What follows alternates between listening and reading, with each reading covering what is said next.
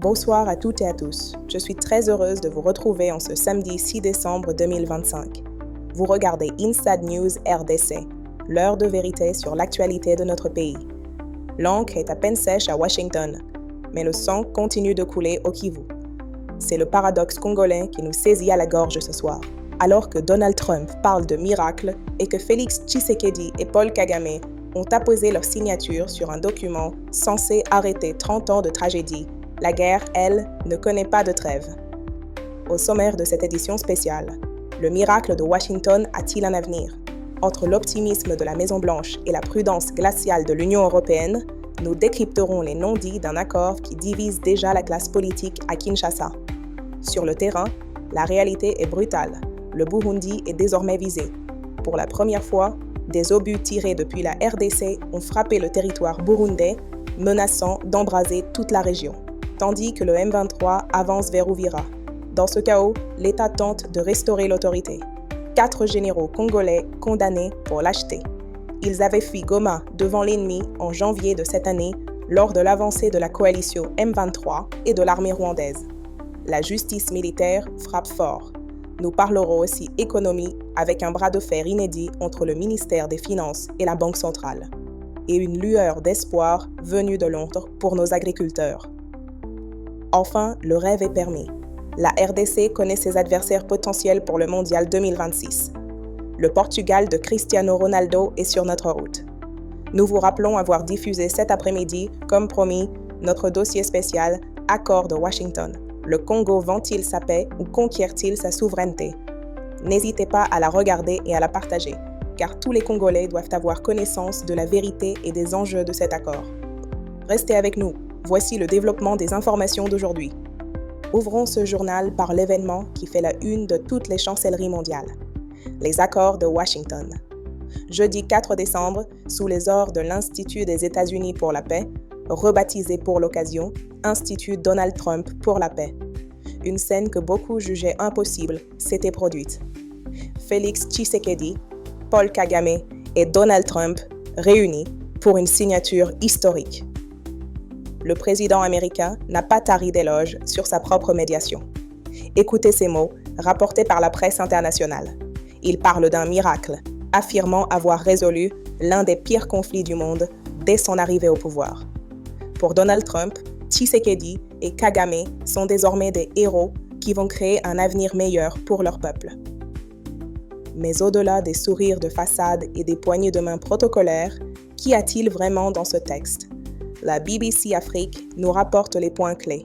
Un cessez-le-feu permanent, le désarmement des groupes armés non étatiques, comprenez ici les FDLR et les Wazalendo, le retour des réfugiés et des mécanismes de justice. Cependant, la presse internationale, souvent prompte à l'enthousiasme, reste cette fois-ci d'une prudence de sioux. Le journal Le Monde note un fossé manifeste, presque gênant, entre les superlatifs américains et l'attitude des signataires.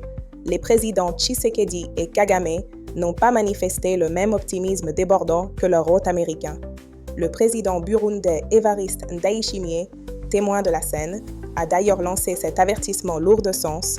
S'engager sur un plan de paix est une chose, le mettre en œuvre en est une autre. Et c'est là que le bas blesse. Nos confrères de la Deutsche Welle soulèvent un point inquiétant, l'absence de sanctions contraignantes. L'accord repose entièrement sur la volonté politique de Kinshasa et Kigali. Or, nous savons ce que vaut cette volonté depuis 30 ans. Si Washington célèbre, l'Europe, elle, retient son souffle. L'Union européenne, par la voie de son service d'action extérieure, a accueilli ces accords avec une préoccupation mesurée. Bruxelles regrette ouvertement que, malgré la signature, les hostilités et les violences continuent sur le terrain. L'UE insiste, il faut appliquer la résolution 2773 du Conseil de sécurité et l'accord cadre de Doha. En clair, l'Europe dit, c'est bien beau de signer, mais arrêtez de tirer. Pourquoi cet empressement américain? Reuters nous donne une piste sérieuse, bien loin de la philanthropie, les minéraux critiques. L'agence britannique souligne que l'accès aux richesses de notre sous-sol demeure un élément central de l'accord. Donald Trump l'a d'ailleurs dit sans détour. Nous allons envoyer certaines de nos plus grandes entreprises extraire certaines de ces ressources. Tout le monde va gagner beaucoup d'argent. C'est d'ailleurs ce que confirme le département d'État américain. Un cadre d'intégration économique régionale a été signé en parallèle. La RDC et le Rwanda s'engagent à industrialiser et protéger leurs richesses naturelles ensemble. L'objectif affiché est de couper l'herbe sous le pied au commerce illicite en créant des zones industrielles transfrontalières et en harmonisant les douanes.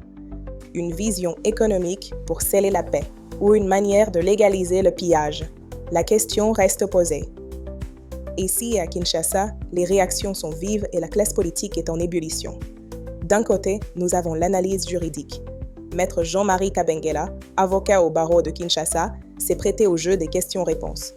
À ceux qui s'inquiètent de la validité de l'accord sans passage devant le Parlement, il répond que le président a le pouvoir de négocier. La ratification parlementaire viendra plus tard, conformément à l'article 214 de notre Constitution. Il note cependant une différence de taille. Paul Kagame a soumis l'accord à son Parlement avant de signer, car la Constitution rwandaise l'exige, créant une asymétrie de procédure. Mais l'opposition ne l'entend pas de cette oreille. Francine Muyumba, sénatrice honoraire et cadre du FCC, est catégorique. Cet accord est un piège. Elle estime que parler d'entérinement sans saisine préalable du Parlement est une violation flagrante de la Constitution. Pour elle, le climat de méfiance persistant rendra cet accord inapplicable. Même son de cloche du côté de la plateforme Sauvons la RDC, proche de l'ancien président Joseph Kabila. Il dénonce un paradoxe. Félix Tshisekedi cherche la paix à l'extérieur tout en posant des actes qui compromettent la cohésion nationale à l'intérieur. Il qualifie le pouvoir de tyrannie aveugle et appelle à la mobilisation populaire. Pourtant, certaines voix de la société civile veulent y croire. Faïda Mwangilwa, ancienne ministre du Genre et médiatrice de paix, salue l'accord. Il est important désormais de se dépasser, dit-elle. Elle appelle au pragmatisme pour soulager les populations meurtries par 3 décennies de conflits. Le ministre de la Pêche et de l'Élevage, Chimanga Bwana, y voit aussi un levier essentiel pour relancer l'économie locale sur les lacs Albert, Édouard et Tanganyika, aujourd'hui zone de non-droit. Mais quittons les salons feutrés de la diplomatie pour revenir à la dure réalité du terrain. Car pendant que l'on trinque à Washington, le Kivu brûle. Et pire, le conflit prend une tournure régionale inquiétante. Pour la première fois, le Burundi a été officiellement touché par des tirs venus de la RDC. Ce vendredi 5 décembre, des obus largués par les rebelles du M23 AFC sont tombés sur la province de Cibitoke au Burundi. Le gouvernement burundais, par la voix de son ministre des Affaires étrangères, Edouard Bizimana, a dénoncé une provocation inacceptable et promet des actions appropriées. Comprenez bien la gravité de la situation. L'armée burundaise combat déjà aux côtés des FARDC dans le Sud Kivu. En frappant le territoire burundais, le M23, soutenu par Kigali, tente d'élargir le conflit.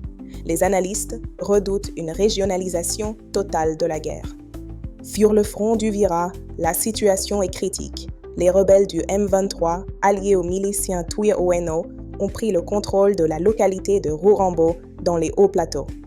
Ils ont traversé la rivière Luvubu et progressent. Cette avancée fait suite à un repli stratégique, terme militaire souvent synonyme de recul forcé des FARDC vers Kabembe. L'objectif des rebelles est clair, asphyxier la ville d'Uvira. Si Uvira tombe, c'est un poumon économique du Burundi et un verrou stratégique du Sud Kivu qui saute. Les conséquences humanitaires sont, comme toujours, désastreuses. À Mutaoul, dans la plaine de la Ruzizi, l'explosion d'une bombe tirée depuis le front a tué 2 civils et fait 18 blessés ce vendredi. Les images sont insoutenables. Pire encore, les blessés qui arrivent dans les centres de santé ne trouvent personne pour les soigner. Le personnel médical est en grève depuis le 3 novembre. Malgré ce tableau sombre, nos forces armées ne sont pas inactives. Dans le Sud Kivu toujours, à Luvungi, les FARDC annoncent avoir neutralisé un drone kamikaze en provenance du Rwanda et détruit un char ennemi. C'est une preuve supplémentaire, s'il en fallait, de l'implication directe de l'équipement militaire rwandais sur notre sol. Dans le Nord Kivu, à Masisi, l'aviation congolaise a mené des frappes aériennes ce samedi matin sur les positions rebelles de Bouama à Nyabiondo. Une cible a été réduite en cendres. Mais la guerre, ce sont aussi ces pillages opportunistes. À Walikale, les populations sont prises en étau. non pas seulement par le M23, mais par ceux qui sont censés les défendre, les Wazalendo. Les groupes APCLS et MAC sont accusés d'avoir pillé systématiquement les villages de Kikamata 1 et 2, poussant les habitants à fuir en brousse. C'est le drame de cette guerre. La sécurité vient de partout. Face à ces défaillances sur le terrain, l'État a décidé de sévir au sommet. La nouvelle est tombée comme un coup près vendredi. La Haute Cour militaire a condamné 4 généraux congolais pour lâcheté. Il s'agit d'officiers généraux qui avaient fui devant les troupes rwandaises à Goma. Le commissaire divisionnaire Jean-Romuald Ekouka, ancien gouverneur du Nord Kivu, écope de 36 mois de prison. Le général de brigade Papi Lupembe prend 12 mois. Le message de Kinshasa est clair. L'impunité au sein de la hiérarchie militaire ne sera plus tolérée. On ne peut pas demander aux simples soldats de tenir le front si ces généraux détalent au premier coup de feu. Cependant, ces peines de 1 à 3 ans paraîtront bien légères à certains, alors que le ministère public réclamait la perpétuité. Dans ce contexte de réorganisation sécuritaire, notons également le retrait progressif de la MONUSCO. La mission onusienne a remis officiellement sa base d'Amé, en Ituri, au FARDC ce vendredi. Le porte-parole de la mission affirme que la zone connaît une accalmie depuis 2 ans. C'est un défi majeur pour notre armée, prouver qu'elle peut maintenir la paix seule, là où les casques bleus partent. L'ONU laisse derrière elle du matériel logistique, tentes, générateurs. Mais la sécurité, elle, ne se lègue pas, elle se construit. Revenons à Kinshasa. La semaine qui s'ouvre s'annonce cruciale. L'Assemblée nationale et le Sénat sont convoqués en congrès ce lundi 8 décembre. Le président Félix Tshisekedi s'adressera à la nation. C'est le grand oral. Il devra convaincre les élus et à travers eux, le peuple, du bien fondé de l'accord de Washington. Dans ce climat de scepticisme, ces mots seront pesés au trébuchet. Mais l'atmosphère politique dans la capitale se tend dangereusement.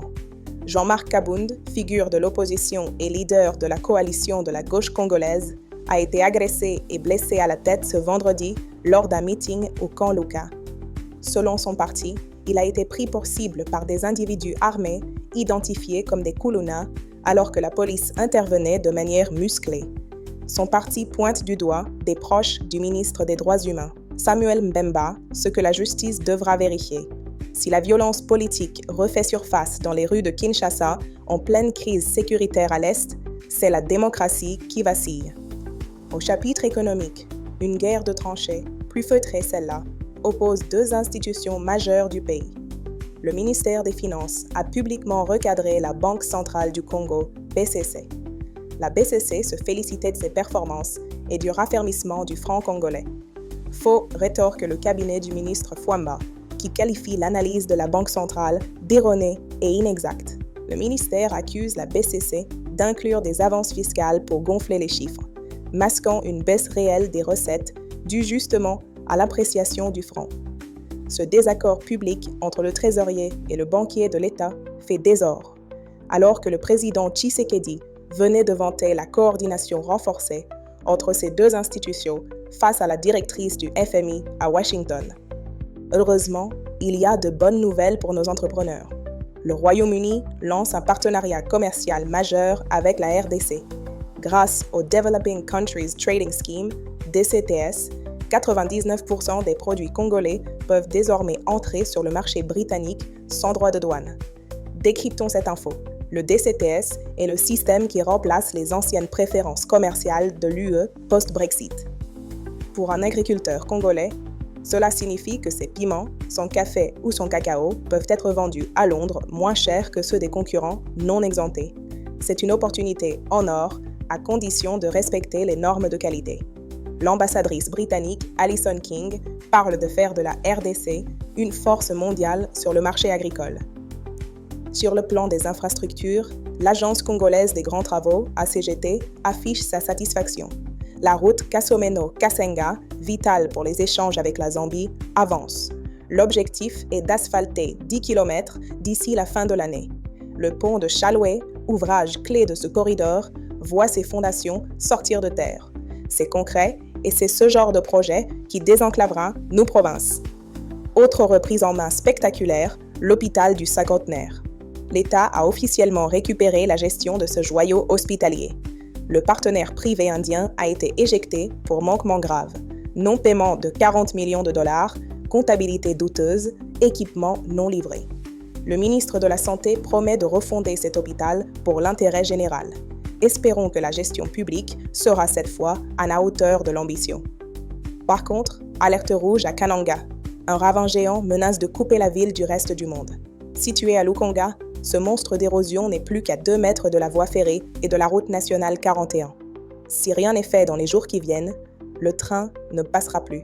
Les habitants dorment la peur au ventre. La crise économique frappe durement nos fonctionnaires. Au Sankuru, la situation est dramatique. Les membres du gouvernement provincial accusent 14 mois d'arriérés de salaire. Ils ont écrit à l'Assemblée provinciale parlant d'une vie devenue intenable, avec des enfants chassés de l'école. Une province gérée par des ministres clochardisés peut-elle fonctionner? La question se pose d'elle-même. Même détresse chez les retraités de la CENI. Plus de 100 anciens agents réclament leur rente de survie, impayée depuis plus d'1 an. Ils ont servi la démocratie et aujourd'hui, ils se sentent jetés en pâture. Sur un plan plus mémoriel, le combat pour la reconnaissance du génocide congolais, Génocost, s'exporte. À Bruxelles, le ministre des Droits humains, Samuel Memba, a mobilisé la diaspora et les étudiants de l'ULB. Accompagné de députés belges, il pousse pour que la justice internationale reconnaisse enfin les crimes commis sur notre sol comme un génocide. C'est une bataille pour l'histoire. En Ituri, on prépare l'avenir avec la jeunesse. Un plan d'action pour la résolution 2250 de l'ONU a été présenté. Petit décryptage. La résolution 2250 est un texte fondamental de l'ONU qui change le regard sur les jeunes dans les conflits. Au lieu de les voir uniquement comme des victimes ou des porteurs d'armes, cette résolution oblige les États à les inclure comme partenaires de la paix. En Ituri, cela signifie donner une voix aux jeunes filles et garçons pour qu'ils soient acteurs de la pacification. Terminons sur une note d'espoir et de passion, le football. Le tirage au sort de la Coupe du Monde 2026 a eu lieu. Si la RDC passe l'étape cruciale des barrages en mars, nous évoluerons dans le groupe K. Imaginez l'affiche, RDC contre Portugal, les Léopards face à Cristiano Ronaldo ou ses héritiers. Nous affronterions aussi la Colombie et l'Ouzbékistan. C'est un groupe relevé, mais qui offre une visibilité mondiale. Mais attention, ne vendons pas la peau de l'ours. Il faut d'abord battre le vainqueur de Jamaïque, Nouvelle-Calédonie, le 31 mars 2026. En attendant, nos ambassadrices brillent à l'étranger. En Arabie Saoudite, Naomi Kabakaba a marqué son 4e but de la saison avec Al Ahly Ladies, malgré la défaite de son équipe. De son côté, Ruth Kipoyi continue de régaler avec Al Nasr, contribuant à une large victoire, 5-2. Bravo à nos léopards qui portent haut nos couleurs. Voilà pour l'essentiel de l'actualité. Nous retenons de cette journée une image contrastée, celle d'un pays capable de signer des accords historiques à Washington et de rêver de Coupe du Monde, mais dont les enfants meurent encore sous les bombes à Mutaroulé ou pillent leurs voisins à Wanikale. L'accord de Washington est sur la table. Est-ce un papier de plus ou le début de la fin du cauchemar? La réponse ne viendra pas de Donald Trump. Elle viendra de notre capacité, à nous Congolais, à exiger la paix et à construire un État qui protège ses frontières et ses citoyens. La pensée du jour nous vient d'un proverbe de chez nous qui dit « Un seul homme peut déclencher une guerre, mais il faut être 2 pour faire la paix ». Washington peut aider, mais la solution est d'abord entre nous, peuple d'Afrique. Je vous rappelle notre dossier spécial à suivre immédiatement. Accord de Washington. Le Congo vend-il sa paix ou conquiert-il sa souveraineté? Restez connectés pour comprendre les enjeux cachés de ce traité. Merci de votre fidélité. Je vous retrouve demain dimanche pour de nouveaux points d'actualité. N'oubliez pas de vous abonner à Inside News RDC pour une information libre et patriote. Bonne soirée chez vous et que Dieu bénisse la République démocratique du Congo.